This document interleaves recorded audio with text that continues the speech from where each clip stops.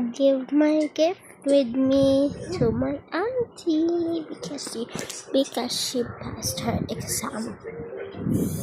So here it is. I got this monster keychain for her. And this blue. Yeah. Water bottle. Then I've got a letter. Here is the letter. There's money inside. So let's go.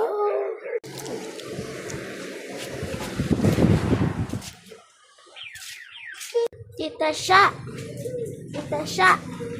kapasar ka sa exam. Huh? Wow! Pwede na maukas. Thank you! Halin. Bakal namon. Wow! Thank you! Yara pa da isa sa sulod. Sige. Thank you! Hi! I like to see people smile.